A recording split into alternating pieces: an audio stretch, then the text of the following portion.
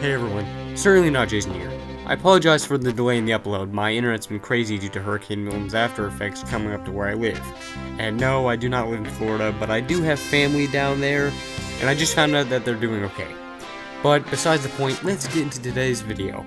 Today, we're diving into the show that popularized Dragon Ball's entire run and the series that kicked off anime for me, Dragon Ball Z. So in this video, I'll cover Dragon Ball Z's first arc, the Saiyan arc. As for multiple videos, that will just cover the rest of the arcs for my future self sanity for editing. So, without further ado, let's jump into our first arc of this new series. Okay, so, the Saiyan arc. This arc kicks off Dragon Ball Z with a bang, introducing us to Goku's surprising Saiyan heritage and his long-lost brother Raditz. It's a powerful start that sets the stage for all the intense battles and transformations we'll see in this series.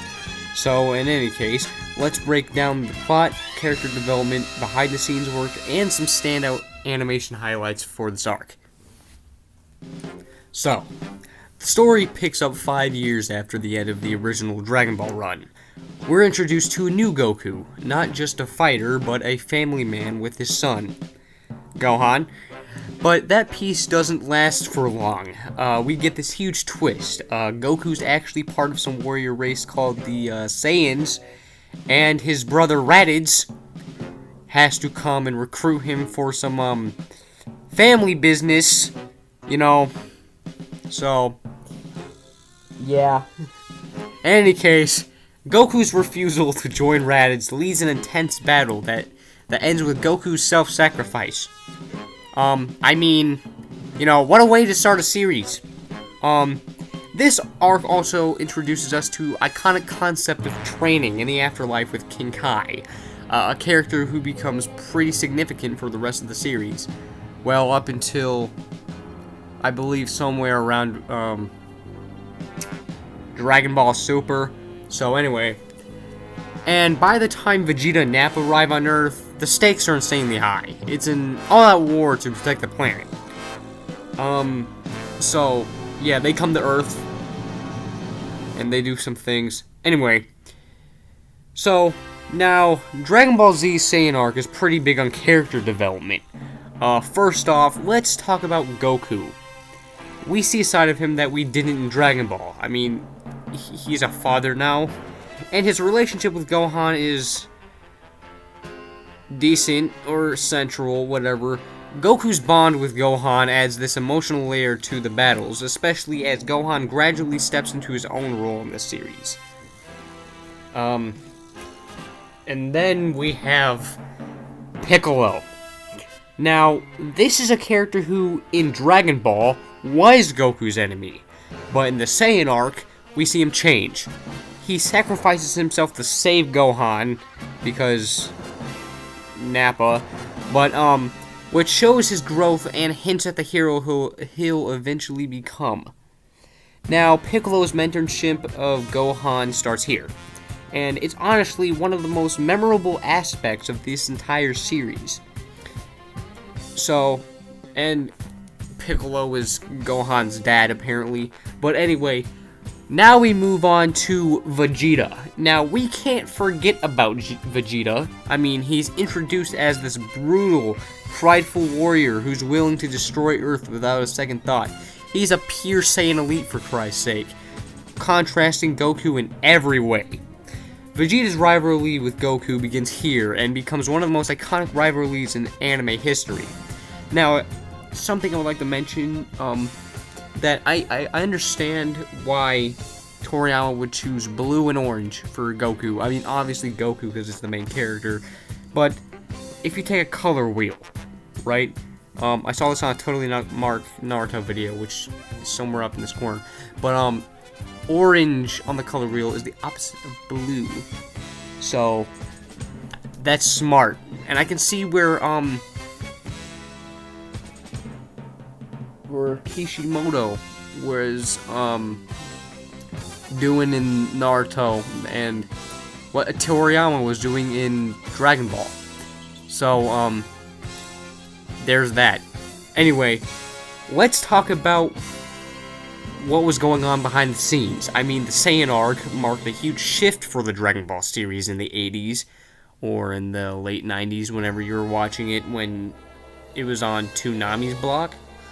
But anyway, Akira Toriyama was initially planning to end the series after the original Dragon Ball, but Dragon Ball Z's popularity changed things. He had to adapt and introduce new lore, like the Saiyan race, which became a key element of the story moving forward. And also another key moment in the series is how many times they nerf Yamcha.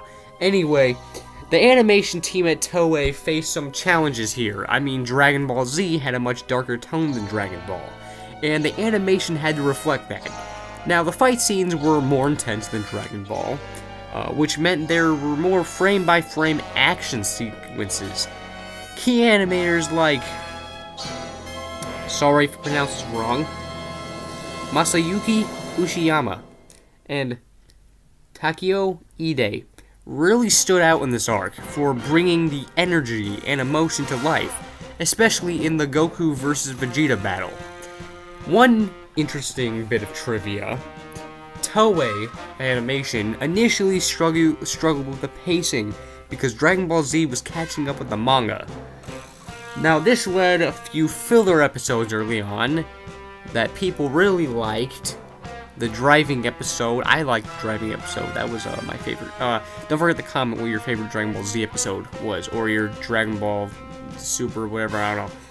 But anyway, they quickly found their stride, creating intense moments like Gohan's training with Piccolo and the arrival of the Saiyans on Earth. Now, let's talk about some of the standout battles. I mean, the Saiyan arc gave us Goku and Piccolo's team up against Raditz, a moment that set the tone for Dragon Ball Z's intense battles. The decision to have Goku sacrifice himself was bold by Toriyama, and it showed Dragon Ball Z wasn't afraid to raise the stakes.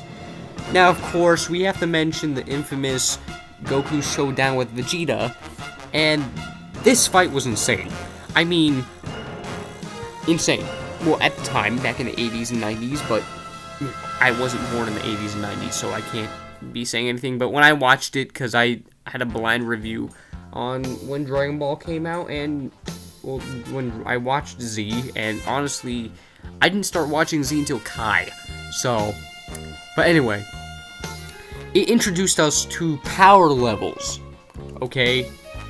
You know, like, it's over 9,000. Yeah, we understand that. The Kaioken technique, and yes, it's a technique, not a form, but anyway, and the iconic Kamehameha Gallet Gun clash.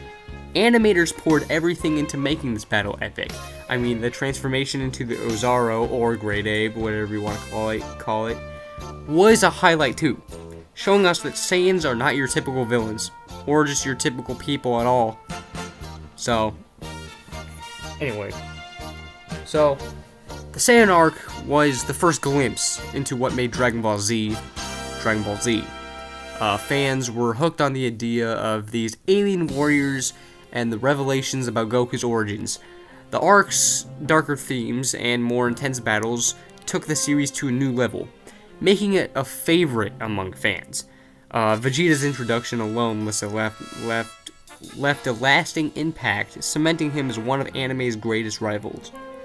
Now, in terms of legacy, well, the Saiyan arc set the standard for future sagas, of course, and it introduced ideas like training in the afterlife, Earth's vulnerability to alien threats, and the power of Saiyans. The groundwork laid here would influence Dragon Ball Z for the rest of its run, and it affected the future arcs in the future, but yeah. Anyway, so that's gonna end off today's video, guys. I hope you have a nice rest of your day.